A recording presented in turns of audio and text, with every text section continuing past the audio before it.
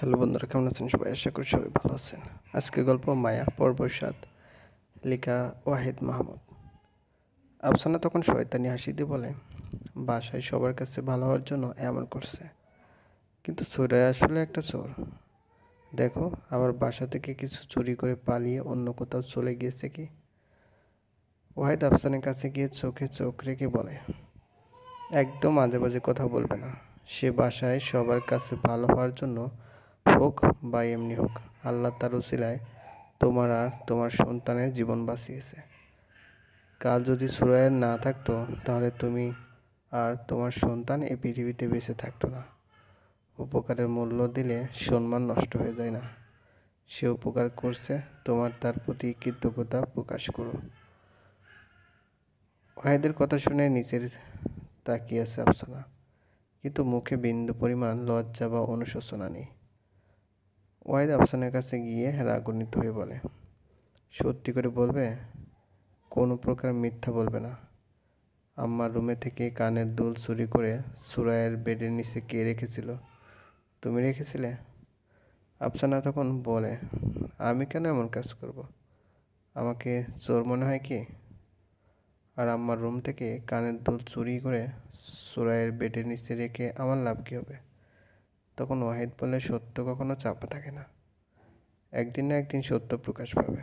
সেদিন আমি তাকে নিজ হাতে শাস্তি দেব। আর কিছু না বলে ওয়াহিদ নিজের রুমে চলে যায়, সুরাইয়ের লেখা চিরকুট নিয়ে। আফসানা মনে মনে হাসতে থাকে। সুরাইয়া এই বাসা থেকে চলে গিয়েছে ভালো আছে। এখন এই বাড়িতে সম্পূর্ণ নিজের স্বাধীনতা। নিজের মতো চলতে পারবে, ওয়াহিদকে হারানোর ভয় থাকবে না। সুরাইয়ের প্রতি ওয়াহিদের আর কোনো ভালোবাসা থাকবে না। সুরাইয়ের বাবার ফোনে ওয়াহিদ ফোন দেয়, কিন্তু ফোন যায় না। পরের দিন সকালে ওয়াহিদ অফিস থেকে ছুটি নিয়ে সুরাইয়ের বাসায় যায়, কিন্তু সুরাইয়ের বাসায় গিয়ে ওয়াহিদ হতাশ হয়। সুরাইয়া ওর বাবার বাসায় যায়নি, তাহলে কোথায় যেতে পারে? আর কোনো উপায় না পেয়ে সুরাইয়ের বাসা থেকে চলে যায় ওয়াহিদ।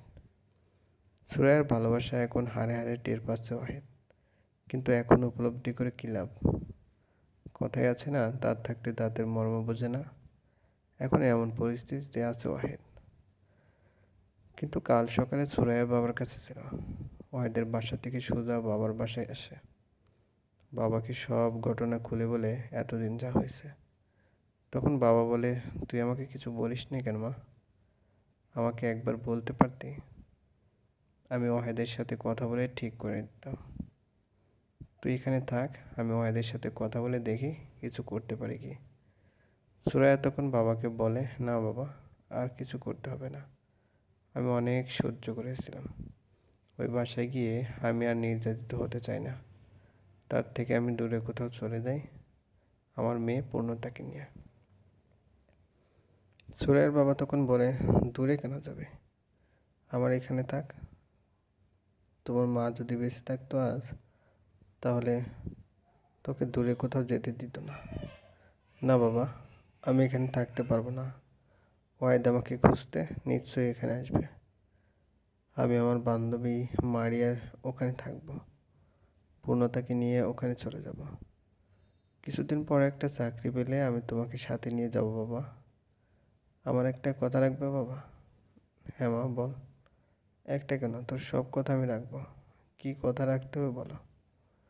ওয়াহিদ যদি এখানে আমার খোঁজে আসে, তাহলে তুমি বলবে না আমি এখানে এসেছি। আর কোথায় আছি সেটাও বলবে না। আমার মনে হয় না ওয়াহিদ এখানে আমার খোঁজে আসবে। যদিও আসে, তাহলে আমার কথা কিছু বলবে না তুমি। পরদিন সকালে ওয়াহিদ আসার আগে সুরাইয়া পূর্ণতার সাথে করে বান্ধবী মারিয়ার বাসায় চলে যায়। বেশি দিন অপেক্ষা করতে হয়নি সুরাইয়াকে। কিছুদিন পরে একটা চাকরি হয়ে যায় সুরাইয়ার। ইন্টার পরীক্ষার পর সুরিয়ার শাশুড়ি বাড়ি থেকে অনার্স পাস করে। প্রথমে শ্বশুরবাড়ি কেউ রাজি ছিল না যে বাসার বউ পড়াশোনা করো। ওয়াহিদ বলেছিল, তুমি পড়াশোনা কেন করবে? নিশ্চয়ই চাকরি করার জন্য পড়াশোনা করবে। আমি থাকতে তুমি কেন চাকরি করবে?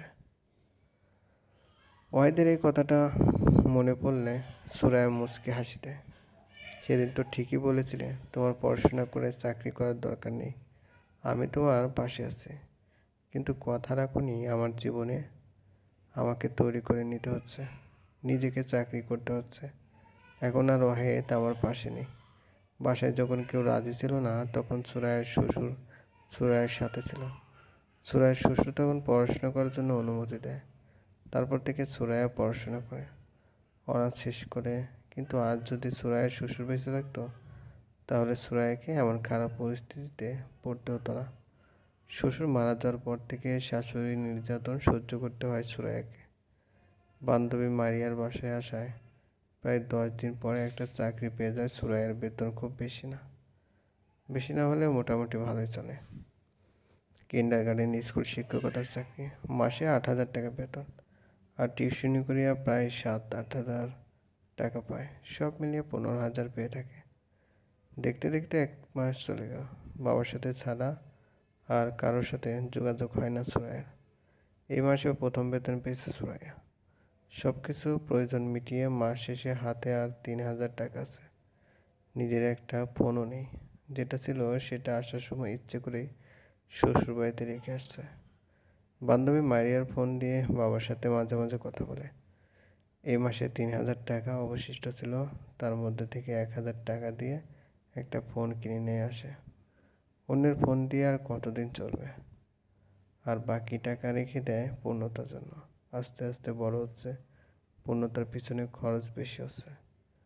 কয়দিন পরে বাবাকে আনতে হবে, বাবা একা একা থাকে, অনেক সমস্যা হয়। পূর্ণতা বড় হলে এই বেতনে চলা প্রায় অসম্ভব। এই চাকরিটা করছে আর একটা নতুন চাকরি খুঁজছে, এর থেকে ভালো বেতনে। সুরাইয়া পূর্ণতাকে ঘুম পাড়িয়ে দিচ্ছে বিকালে। ঠিক এমন সময় সুরাইয়া বান্ধবী মারিয়ার রুমে আসে আর সুরাইয়ার উদ্দেশ্য বলে, অনেক দিন তো হলো তুই ওয়াহেদের এখান থেকে চলে এসেছিস। ওয়াহেদকে ডিভোর্স পেপার পাঠিয়ে দিয়ে ডিভোর্স দিয়ে দিতে বল।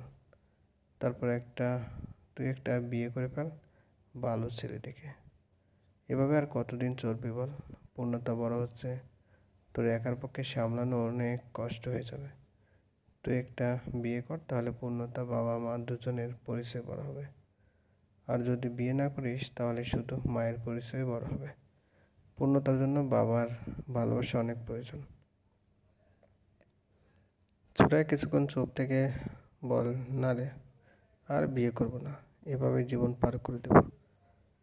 এখন থেকে পূর্ণতার মা আর বাবা দুজনে আমি, আলাদা করে বাবার ভালোবাসা পাওয়ার দরকার নেই।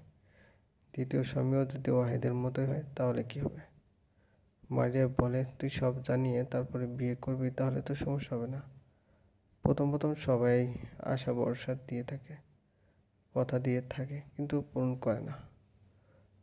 আজ অফিসে ছুটির দিন, সকালে বারান্দায় বসে আছে ওয়াহিদ।